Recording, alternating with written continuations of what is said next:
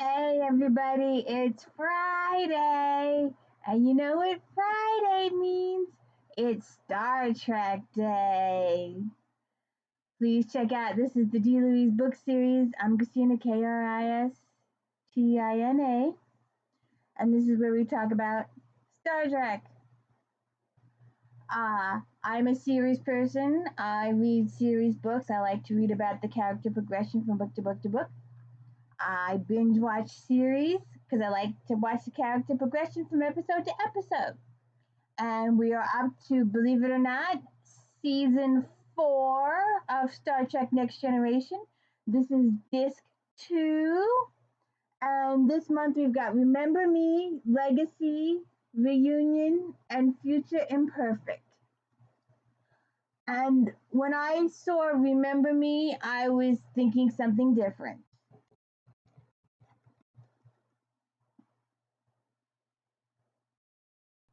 So, like I said, when I saw Remember Me, I was first thinking that this might be the Tasha Yar episode. I know it's coming up down the line somewhere, but it wasn't.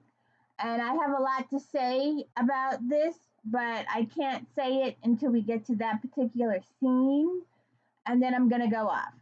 So stay tuned. And please hit the like and subscribe. I have no special effects. I have no theme music. I am very, very simple here.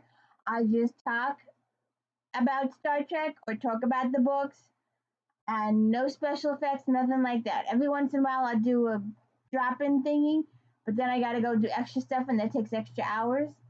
And I'm just too simple for that. So, anyways, today we are doing Remember Me. And like I said, I have a lot to say. Uh, episode 179, uh, disc 2 of season 4. Okay, we start out this episode with a rare voiceover from the doctor. Chief Medical Officer's log, stardate 44161.2. If anybody knows what those stardates are, let me know. I have no clue. We are docked at Starbase 133 for a scheduled crew rotation. I look forward to welcoming aboard my mentor and dear friend, Dr. Dalen Quace, who will be traveling with us to his home planet, Kendra 2. Beverly says, Dalen! Dalen says, it's good to see you again, Beverly. Beverly says, you look wonderful. Quace says, a lie I can live with. It's kind of your captain to ferry me home. Beverly says, it's on our way to Chief O'Brien. Thank you, Chief. O'Brien says, my pleasure, Doctor. And then they go for a walk in the hallway. Point out, it's nice to see Conan O'Brien, Colomini, Chief O'Brien, every once in a while. I always say, I wonder what his other job was if he gets paid enough for doing the 2-minute scenes. If he has another job, if he goes, oh, I gotta go do Star Trek today. I always wish he was a regular member of the cast. I know, Deep Space Nine, but still, it would have been nice if he'd been a regular member for the cast from the beginning. So then they go for a walk, and Beverly says, I was so sorry to hear about Patricia. Quay says she's been ill for some time. Beverly says, is her death the reason you're giving up your post here? Quay said, we had a lifetime together doing all the things we'd ever dreamed and more. But when she was gone, I couldn't continue to work in that office, sleep in that bed without her. The absence of her was too distracting. I'm not sure I'm making any sense. Beverly says, Jack and I didn't have a lifetime, only a few short years, but I understand when you realize someone you love is lost forever. Quace, you know what the worst part of growing old is. So many of the people you've known all your life are gone, and you realize you didn't take the time to appreciate them while you still could. I'm sorry, there is no reason to heap all this emotional baggage on you. I usually travel light. And you've got to know that I've lost 2 people. Well, 1 cat, 1 person the past couple weeks. So this, and I lost my mom a long time ago. And to make it even, I don't know, more poignant, if you want to say that, if you're a fan of Reba McEntire, she has this new song out. I cried the entire thing. I wish I could play it. There's copyright reasons I can't play it here, but you can go listen to it on YouTube someplace. But it's called 7 Minutes in Heaven, and I cried the entire song. First line of the song, cried. Because I would love to have 7 minutes with my mom again, or my grandmother, or my aunt, or anybody. So check it out. It's a good song. If you're a Reba fan, and even if you're not. Oh, and Kane, I thank God for you. That's good too. So check it out. And please hit the like and subscribe. I need more subscribers. I've been doing this over 10 months. So anyways, sorry. So then we get into engineering. Jody says, Wes, time for the experiment is over. I want my warp engines back now. Wesley says, almost done, Commander. Jody says, almost isn't good enough. You want to be the one to explain when the captain says engage, we just sit here? Wesley says, I just need a couple more minutes. I'm ready to try the new warp field.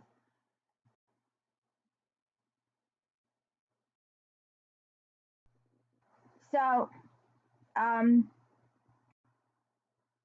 Wesley says, Mom. Beverly says, I don't want to interrupt. He says, hi. Jody says, Wes. Wesley says, right. Computer level 2 diagnostic on warp drive system. Computer animator containment positive. Warp drive within normal parameters. Jody says, Wesley, talk to me. Wesley says, that shouldn't have happened. Why should there be any visible phenomena outside the warp drive? Riker's comm, umbilical cord disconnect. Jody, are you done? Wesley says, yeah. Riker says, clear all moorings, engineering aft thrusters. Jody says, aft thrusters aye, impulse power to the helm. Now, this is the last time, this is when it happened. Whatever it was, this is when it happened. And they take the entire episode to tell you that this is when it happened. And I'll have a lot more to say. I've got a whole bunch to say, but I can't say it till the scene comes up. Okay, so apparently this is the next day. And apparently, it's confusing. It's confusing because no one notices, or maybe they notice, but we don't know that they notice that Beverly's gone. But technically, she's not gone yet. I want to know if there were two worlds. I want to know if there were two concurring time frames things going on. Because it's confusing to think that all these other people interacted with her while she was missing or supposedly missing, and how they figured out she was supposed. It's never explained. It's really messed up because if people are disappearing, do they're going back to the other timeline? Does the other timeline realize she's? There's so many questions unanswered here. It's unbelievable, and it's just even if you let the stuff go, there's still it's still that if it's only happening to her, how come all these other people are in her dream or her sphere? Sphere, SPHERE. And but there's got to be the other one because apparently they figured out. Well, we'll get to there later. That she's the one, and it's just. And so Wesley and Jody been working on this for a while, but how come we're not seeing the other timeline? How come we're only seeing her timeline? And how come this is not explained? I just, the fact that all these other people interact with her, do they go back to their own timeline? Do people suddenly appear that weren't there before? Do their computers suddenly go, oh, look, we have all these extra people now? Do they all go through the vortex? What happens? What's going on the other side of the thing? They never really explain all that. So anyway, Beverly goes to Dalen's quarters the next day and she looks around. She can't find him. The computer says there's no Dalen on board. Why is he the first to go? I guess it was just for plot purposes. But why him? Why was he the first to go? And I've got a bigger rant later on. So she calls Worf and she says that her friend came in yesterday and Worf said he wasn't aware of it. And Beverly said, I thought it was procedure that you were notified. And he goes, it is. She says, well, we were supposed to meet for breakfast this morning, but I can't find him and his belongings are here. And Worf asks the computer, where's Dr. Dan Quace? The computer says there's no Dalen Quace on board. And she's like, well, if he was sick or he was old and he communicated with Worf and stuff like that. But he's like, even if his physical body was missing, where's his luggage? His luggage is not even here either.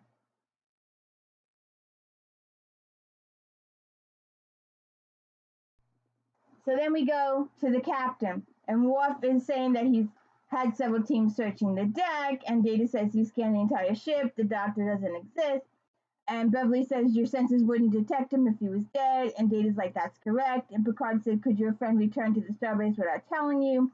Beverly said there were a lot of people going back and forth between the ship and the starbase yesterday. Data said we can easily check the transporter ID. Picard's like, by all means, check the trace leg, but if the results are negative, contact the starbase. Leave nothing to chance. Data's like, yes, sir. Now, wait a second, I got something else. I want to know why this vortex thing affected the computers. And I want to know why it erased all existence of Dalen Quace. All of it. His birth, his marriage, his entire life. If this vortex is only happening on the ship, why did it erase this entire guy's life? I do not understand why it completely erased him out of existence. I just don't get it. And I want to know if she's here and they're all there with her. Are they in that vortex too? And is there a bunch of doppelgangers on the other side? Are these doppelgangers? Are there two crews here? One in each timeline. They don't explain all that. Most of this just doesn't. Why is it the computer doesn't? And we will get into the rant later with these two. There's a huge rant coming with these two because it just So Picard's like, Doctor, one moment, please. I'm sure you're aware of procedures involving passengers. Beverly said, of course, I don't know why Lieutenant Worf wasn't told about Dr. Quace. Picard said, I wasn't told either. Beverly says, but I sent in the request weeks ago, but then it must have been incepted before it reached me. Beverly and someone else approval why Dr. Quace had been stationed at Starbase for some years. Beverly says 6. Perhaps it would be prudent to find out if he acquired any enemies there. This whole thing, it just, why? Ugh. So they go onto the bridge, and Riker says they're on course for Durania 4. And Picard says, number 1, Mr. Data, sir, Starbase 133 has no record of Dr. Quayle at all. At all! He's been totally erased from the records. Why is this vortex affect? It's just, I don't get it. I don't understand why. If these people are, why didn't all these people just disappear first? Why wasn't she completely alone to begin with? Why are all these people still here in her vortex? And if, when they disappear, do they go back to the other timeline and get their memories back? Like, I want to know if there are two, if like Geordi and West are by themselves and then people start appearing and appearing and appearing. It just doesn't make a whole hill of beans of sense. Why their memories disappear too. Why the individual memories disappear. Why the computer memory disappears. Why is this physical I don't understand why this vortex not only eliminates computer memory, but it eliminates people memory too. I don't get that. I just don't get it. And why it erased this guy completely from existence? Maybe he had a different life on a different planet. I don't get it. I don't get it. Why isn't the guy still on Durania for what? How did his entire existence be erased? It just doesn't make a hill of beans of sense. Um, Data says not according to their computer. I have also accessed Starfleet records. There is no doctor currently serving the Starfleet named Quace. In fact, I can find no service record whatsoever. There are no birth records with that name. Beverly says, Data, I interned with him on Delos 4. I've known the man for 15 years. I do not doubt you, Doctor. However, I tried 173 phonetic variations of the name, and Beverly says his name is Quaice, Quaice. Whatever the records say, they're wrong. Mr. Worf, Captain, we've completed our search. We cannot locate Dr. Quaice. Riker says you are not alone.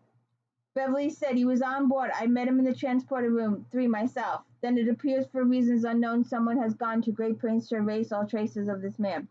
Riker said who was on transporter duty when he came aboard. So, Wesley's in this timeline. Is he in the other timeline too? Are there 2 Wesleys? How can he be in both timelines? Explain that one. Because if he's in the other timeline and he realizes his mother's disappeared and he's working on it in the other timeline, then why is he in this timeline? So there are 2 Wesleys and there are 2 captains and there are 2 Rikers until the thing collapses and then they merge into one. I just don't get it. Why he shouldn't be here if he's in the other timeline.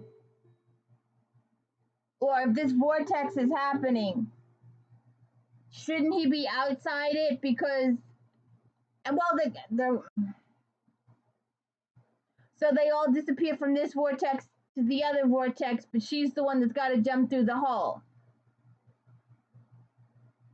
So all these conversations are irrelevant. They just totally don't exist. They don't matter. So it's only happening to her. But if it's only happening to her, how come these other people have no memories of these other people? How come the Starbase records are gone? So if she's the only one experiencing it, why is Wesley in this? He should be in engineering with Geordi, thinking his mother has disappeared because it's been well over 24 hours since he's seen her. So why is he here? And if this is only happening to her, why are the rest of them here? And why are the rest of their memories? There's just so many issues with this. And you try and let it go, but sometimes it just goes too far.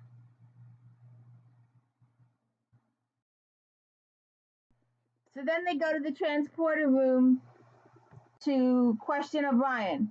And O'Brien goes, Dr. Quaice, was he part of the regular crew location? Riker says no, he was a friend of Dr. Crusher's. O'Brien says, when did he arrive? Beverly says 1600 hours. O'Brien says that was my watch. I beamed him on board. Beverly says, yes, I was here to meet him, an elderly man, not in the best of health. Oh, I'm sorry. I do remember you were here for a short while, but why you were alone. Beverly says, was he invisible? Did I carry on a conversation with thin air?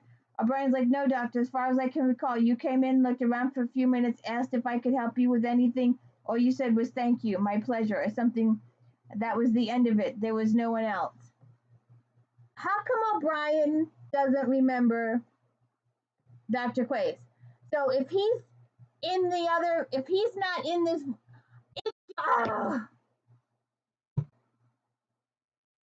why is it only her? And if it's only her, how come all these other people are sharing the experience with her? And when they go back to this other timeline, do they remember all the stuff that happened? Did they disappear one by one? Did they reappear one by one? Did they go through the vortex one by one? What happened? They don't. So then they decide that they're going to examine O'Brien.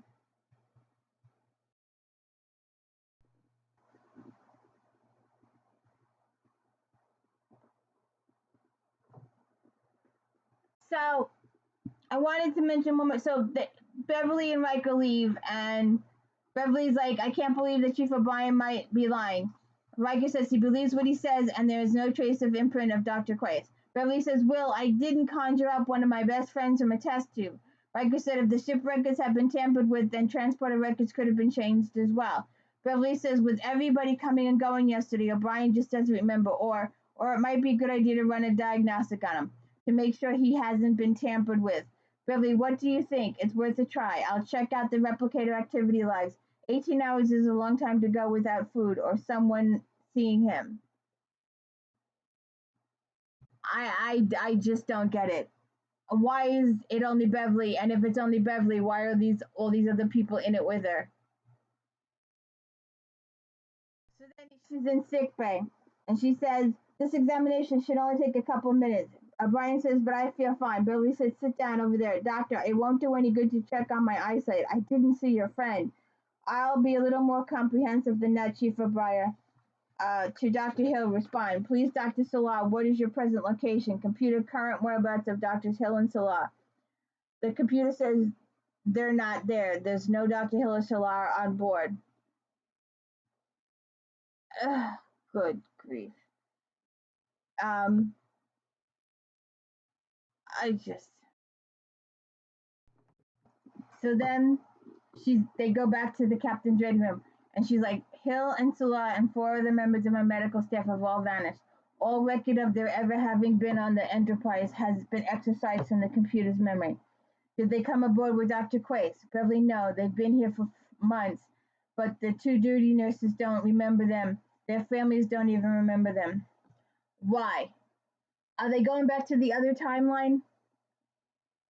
Why are these people still in her timeline? I don't get it. Why the computer memory is erased? Why are these I just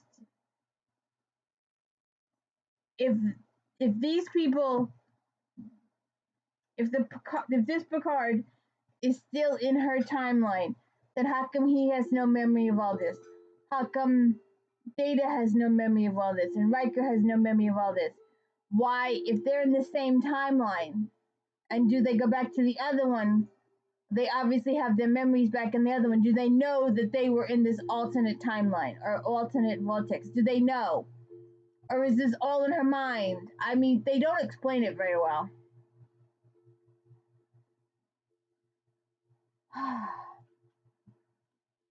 And Picard says O'Brien didn't remember Dr. Quace. Beverly says, I checked O'Brien thoroughly. I found no physiological anomalies. Wesley's come to Captain Picard. Go ahead, Ensign. I'm in engineering, sir. I think there's something you better see. It might be connected to Dr. Quace's disappearance. So, is this when they realize there are 2 timelines? Is this why... Okay, so if this is when they figure out why stuff is happening, then this is so confusing. I don't get it. So they go down to the engineering. All right, just a minute. Okay, so this Picard is with Beverly almost the whole episode. So how come he doesn't remember all this?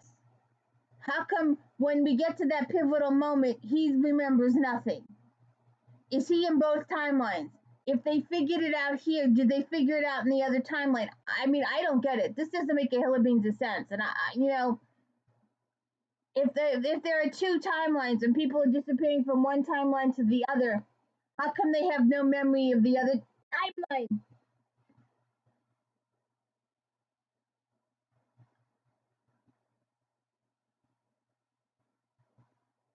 I'm gonna lose my glass of milk. My kitty almost knocked it over.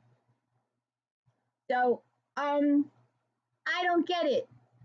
If Picard is in this whole timeline and she's with this Picard the whole timeline, he will eventually have no memory of all of this stuff that happened.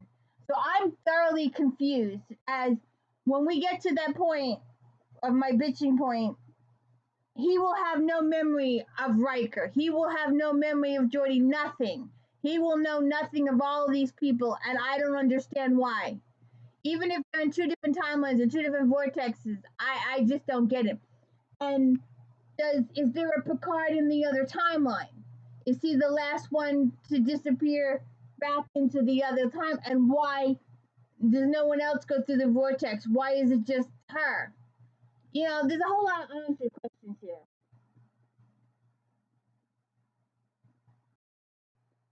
So I forgot. Um, so they go.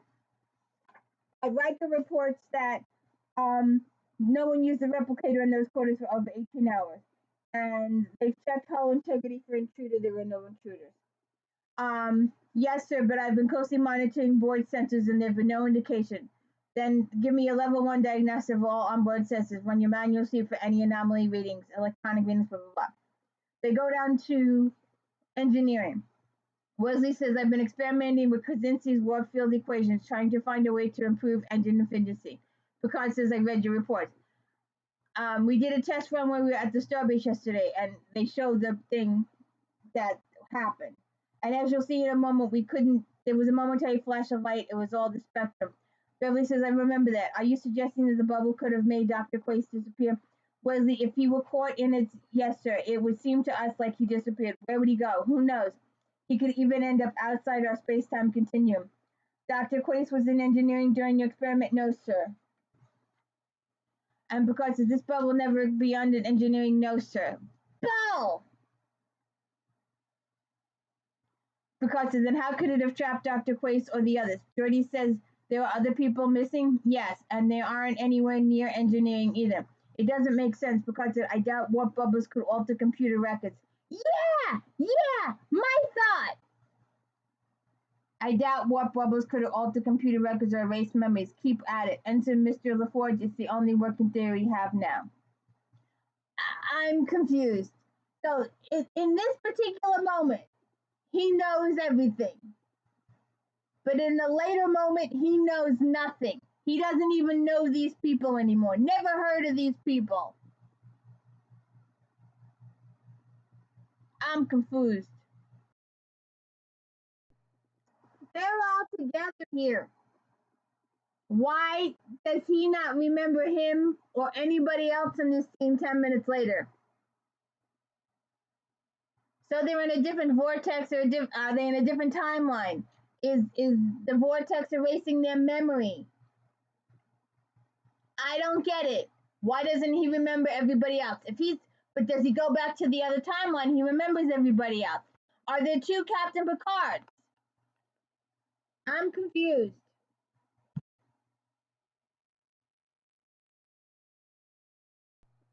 Could alter computer records erase memories? Well, it's doing just that. Or we're led to believe it's doing just that.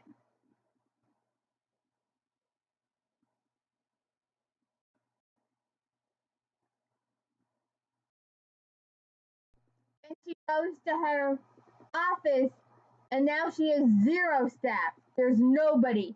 Computer has no record. He just said that the vortex couldn't erase computer memory. Well, it's doing it.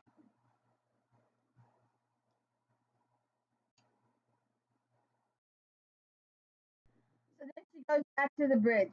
Picard says, has something else happened? Beverly says, sick bay is totally empty. Apparently, I no longer have staff. Riker says, and this surprises you, Doctor? Surprises me. I'll say it surprises me. There should be at least 4 members of my staff on duty at all times. Data says, I'm afraid the ship records do not occur. What are you talking about? Data says, you do not have a staff. You're telling me that I'm the sole member officer on board with over 1,000 people on board? Excuse me, Doctor, but the entire ship's complement is 230. Beverly says, what? Doctor, may I see you in my ready room? Now, 10 minutes ago, she was hailing Solar, and she had a talk with him. How? Explain to me! Are there 2 timelines going on? And if this is just happening to her, how come all these other people are in her timeline, and how come all these other people don't have memories?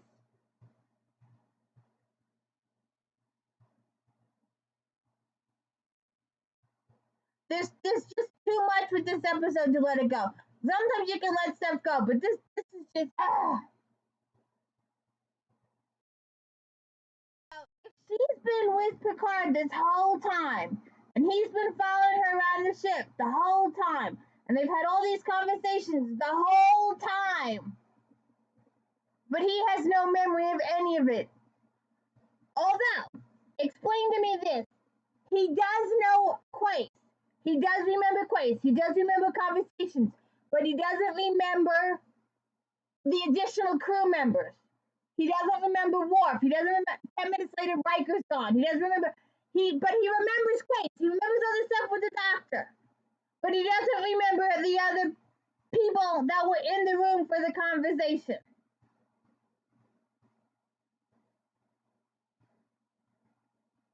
Ah. So, Beverly, you're saying this ship has lost 800 of its personnel. Beverly, I know it sounds. None of the scans reveal any anomalies. There's no sign of any intruder. Wesley's experiment clearly did not have the scope to affect an entire ship.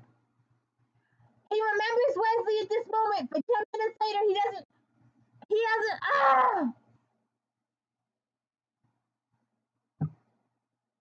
Beverly says, Captain, the Enterprise is in serious danger. You must believe me. I have no choice but to leave you. The safety of my entire crew is at stake, but I want to be sure that I haven't lost my mind. I just examined myself. Being the only doctor on board, I had to do it myself. There's no sign of dysfunction. Yes, it's an alternative general, which I think is understandable.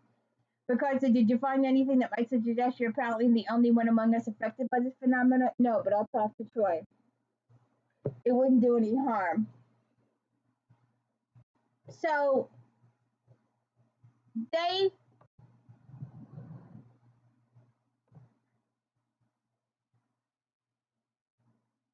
he doesn't remember the other 1,000 people, 800 people, but he remembers Wesley and the experiment, and he remembers Dr. Quace, and the computer's memory's been erased. If this is just happening to her, he has selective memory. He's only remembering selective things and selective people.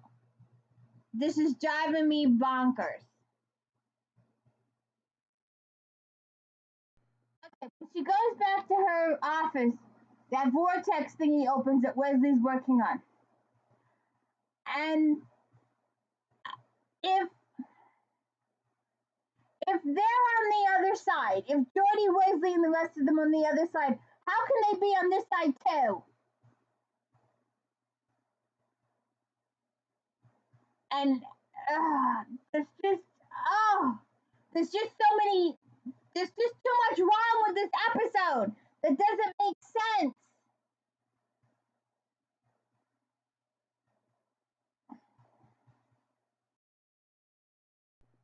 Okay, so if Geordi and Wesley are working on this thing in engineering, how come they're in this scene? And how come 10 minutes later Picard remembers none of these people? How come she's the only one in this side of the vortex affected by the vortex? How come she's the only one with memories and no one else has memories? Are they going to the other side? And if they are on the other side in the other timeline, what's Geordi doing here? Because technically he's the one in engineering that was creating that vortex for her.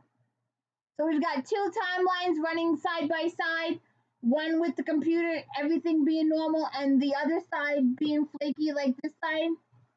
It's just too much to buy. This whole thing is just too much to buy.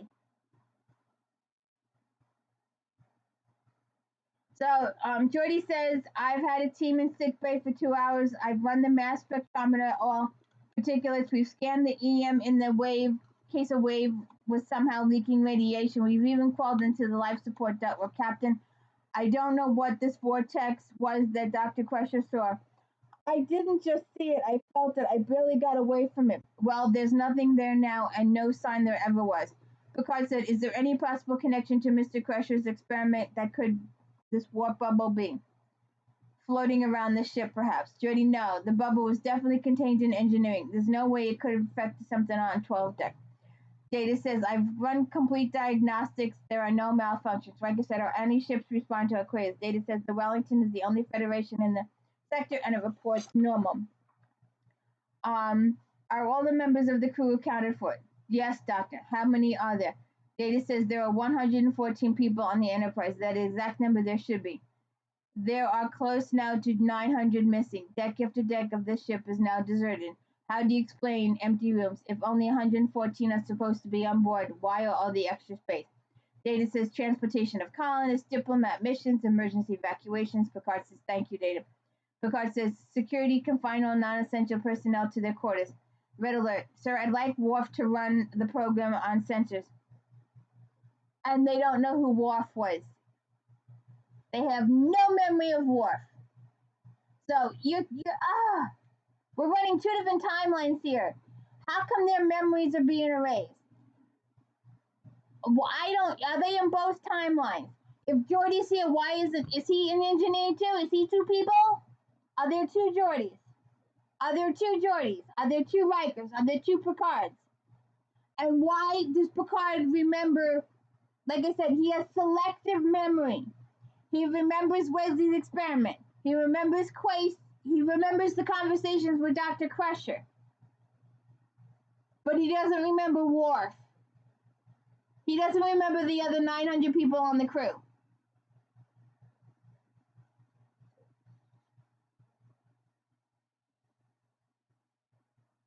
So he goes, who did you say? She goes, Worf, Chief of Security, the big guy, and then ever smiles, the Klingon.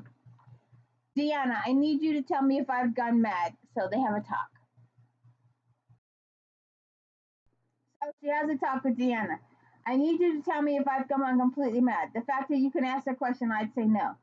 Beverly says, don't evade the question, then ask me when I can answer. Deanna, I've delivered babies who are no longer exist. No one remembers them. I can close my eyes and see their faces as clearly as I can see yours.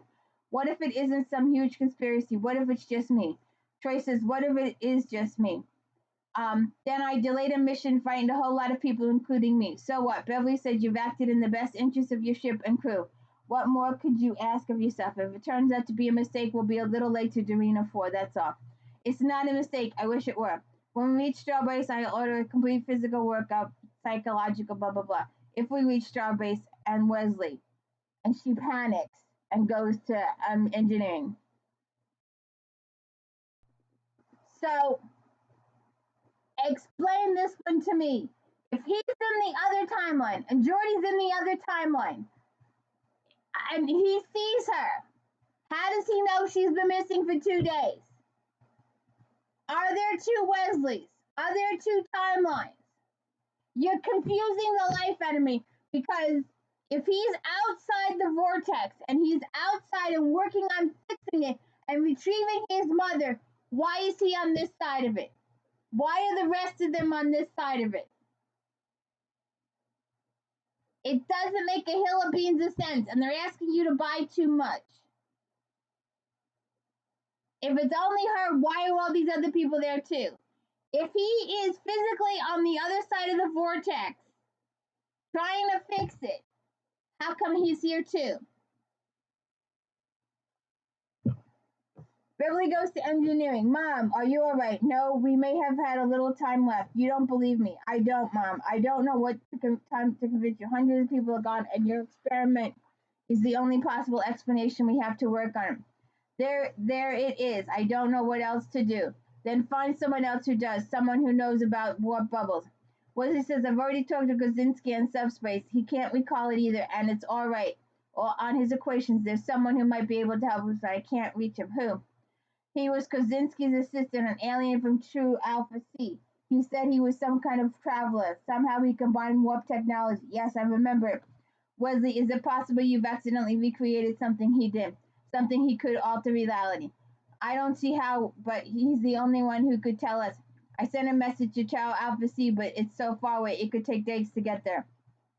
Maybe the captain can help us. We've got to find him. Come on. I don't know if he's even still alive. He was in sick. Well, we can't stand around here doing nothing. It's a chance. We have to try it. And then Wesley disappears.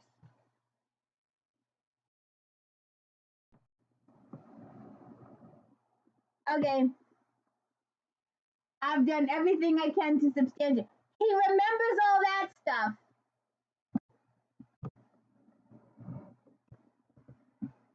But he doesn't remember his crew. Explain this one to me.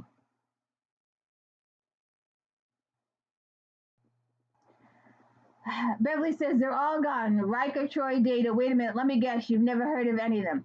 Picard says, you know, Doctor, I've been more than fair. I've done everything on to substantiate your perceptions of a crew. Beverly says, Will Riker, your first officer. He's very good at playing poker, loves to cook, listens to jazz, plays the trombone. Picard says, I can't find any evidence of a Will Riker. Beverly says, Commander Data, the android who sits here at Ops, dreams of being human, never gets the punchline to a joke.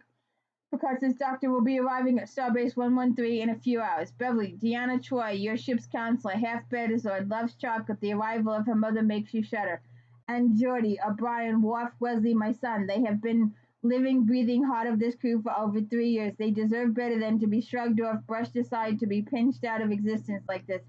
They all do, all 900. They deserve so much more. Beverly, perhaps it would be best if you were to confine yourself to sickbay until we arrive. Beverly says it's perfectly logical to you. The two of us roaming around the galaxy in the flagship Federation with no crew at all.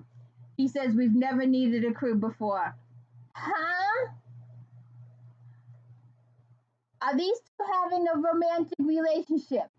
Does he verily absolutely believe that he's been running the ship all by himself all these years?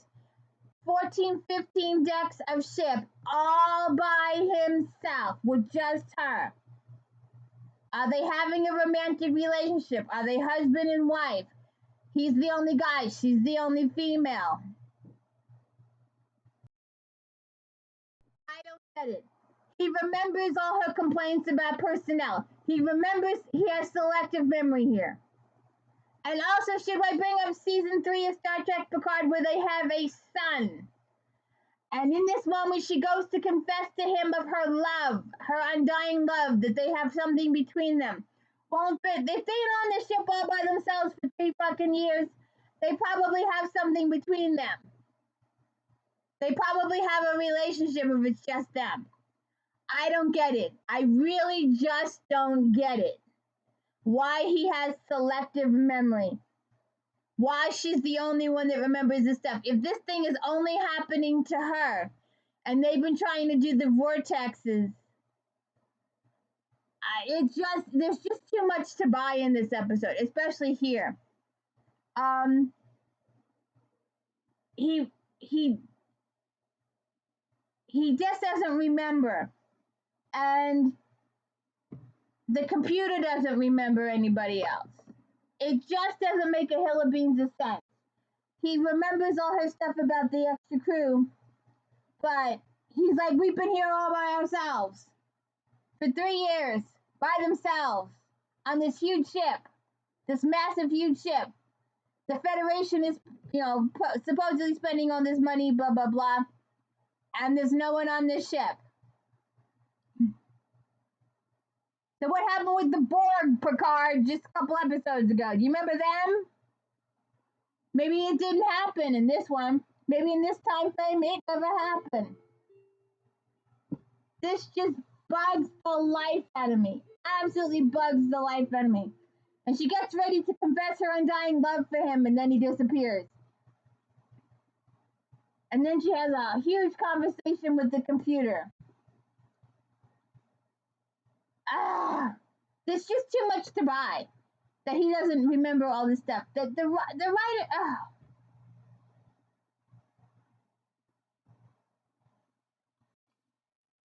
So they've been on this ship for 3 years all by themselves, huh?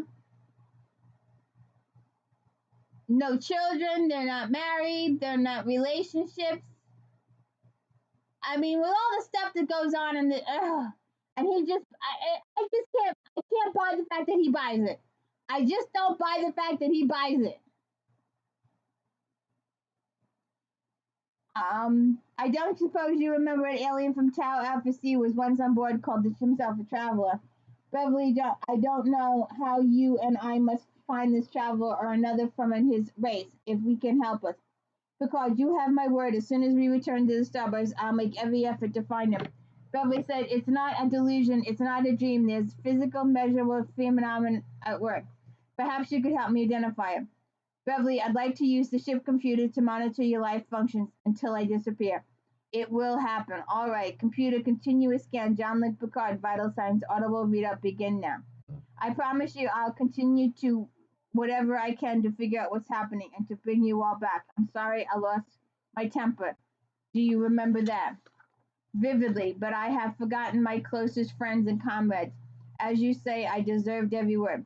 For quite a while now, there's been something I've been meaning to say to you, and I may never get another chance. Jean-Luc, you and I won't forget. I won't forget any of you. And then this is when we get our brief answer to some stuff. But I want to know if you think that the writers should have let Beverly finish her little statement before Picard disappeared. Because technically, he doesn't remember all this in the other timeline. So what the F? She can confess it all. She will remember it all, but he won't. So why not go ahead and see what happens? Why not let the scene play out to a little bit of more of a what if then? What was his response to all this? But since he doesn't exist in it would have been interesting to see. We would have gotten his response before he disappeared. Because in the new timeline, he won't remember anything.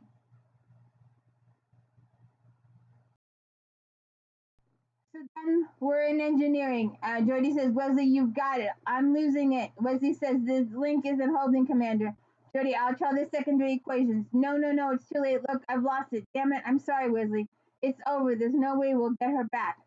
And then the traveler appears. It's not over, Wesley. They're still away. Picard voiceover. Stargate 44162.5. 2 attempts to retrieve Dr. Crusher have failed. And now the traveler has appeared. A visitor from a past has reappeared. They're in the observation lounge. And now they all have their memories back. They all know everything now. Picard, Riker, Wesley, Geordi, Troy, Worf, and the Traveler. Is she alive? As long as she thinks she's alive, she's alive. Riker, what the hell does that mean? Traveler says your species have very narrow perceptions of time and space and time. When Beverly Crusher was caught in the static warp bubble, she created her own reality. Her thoughts at the precise moment she was trapped determined its shape and form. Can you go in and get her back? No, it's her reality. I cannot enter it any more than I can enter her thoughts. Wesley said, but you said they're still away. The traveler said, I can help, but I can't do it myself. Wesley, there's a power within each of us that most people haven't begun to realize. You have begun, or I would not have been here to come here now. Together we may be able to open a gateway for her, but she must choose to walk through it. So then Beverly goes to sick bay. Computer, we're going to apply precise diagnostic methodology. Once we've cataloged the symptoms, we'll proceed to determine the illness and find a cure. We'll start with the assumption that I am not crazy. If I am, it won't matter one way or the other. Computer, read the entire roster for the Enterprise. Dr. Beverly Crusher. I have always been the only member of the crew on the starship. The computer says affirmative. If this was a bad dream, would you tell me, computer? That is not a valid question. Beverly says, like hell, it's not.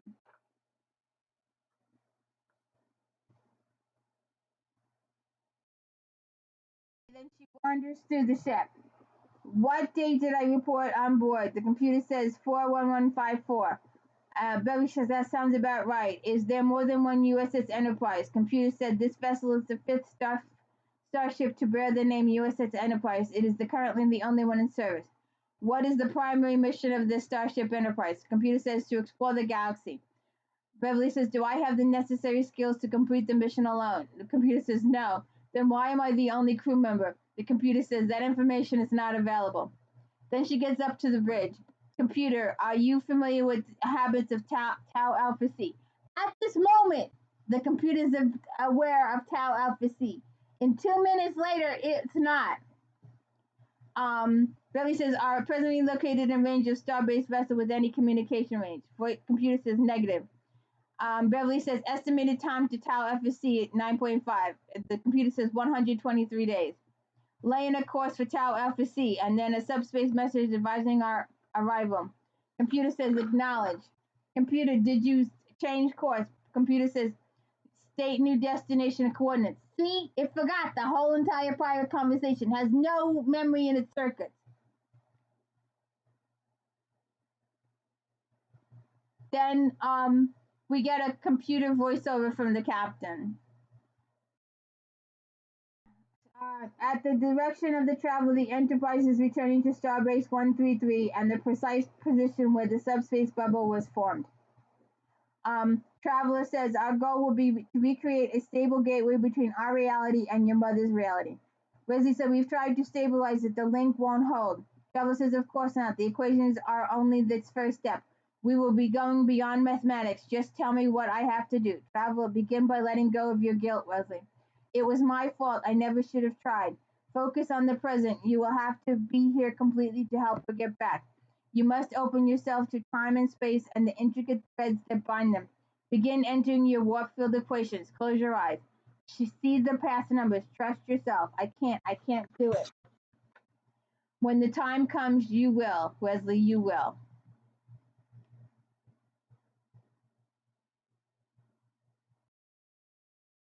And we're back on the bridge again.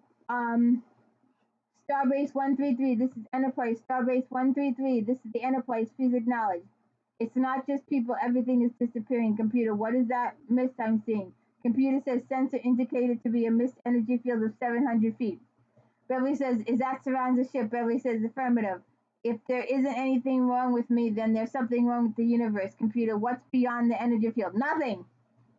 Computer, here's a question you shouldn't be able to answer. What is the nature of the universe? The universe is 700 feet.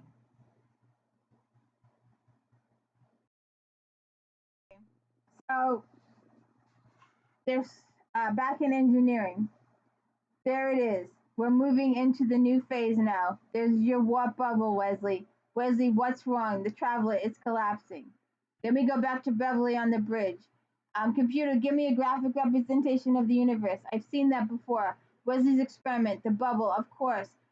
But that would mean I'm one trapped in the bubble. Computer, what's happening? Explosive decompression, decks 5 through 14. Sealing off forward sections. Cause a flaw in the ship's design. This is a new one. Show me. No ship structure existed forward of bulkhead 342. Beverly superimposed previous image over the same one. Same scale. Continue to monitor. It's collapsing. Hull integrity now compressed to 3 for 15. How long can life support be maintained? 4 minutes. Then we're back on the thing. We have reestablished exact coordinates and attitude. Geordi says, we're in position, your status. Geordi says the warp bubble is contracting at a rate of 15 meters per second. It will lose in about 4 minutes. It's time, Wesley. We're ready. Rikers proceed. Picard, I'll be in engineering. Traveler says, let it go, Wesley. Let it go. The anticipation, the expectations, the demands upon yourself. Let it all go. Leave it behind. Yes, the ability is there. Look inside you. You don't need to look for it. So, Beverly says the traveler used his thoughts to alter fields and thoughts can become reality. Now I'm in a warp field. Can my thoughts have changed this reality? Come on, Beverly. What's the next step? Thoughts created this universe. Can they get me out of it again? The computer, that information isn't available.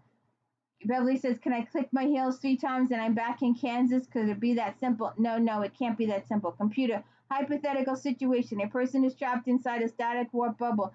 Determine a means of escape. Computer, escape would theoretically depend on establishing a stable threshold between the warp field and the outer environment. Can you describe this threshold? Computer, negative. There's no known practical applications of this theory. Extrapolate from theoretical database. How might it manifest themselves? The vortex. That must have been they've been trying to reach me. Wesley, where do I go? Help me, help me. And then she remembers engineering. So she runs back to engineering. And we see Geordi, we're losing the bubble. Beverly says, John Luke, she comes through. And it was, see if I can capture this just a second. You know, if this was a romance movie, there would be a big smoochie here. Big, huge smoochie. And they hang on to each other a little too long.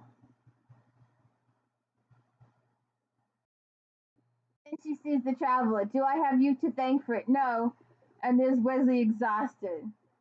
And then Beverly says, Captain, how many people on board? And he says, 1,014, including your guest, Dr. Quays. Jody says, there's something else wrong with that count. Beverly goes, nope, that's it. Well, that concludes today's show.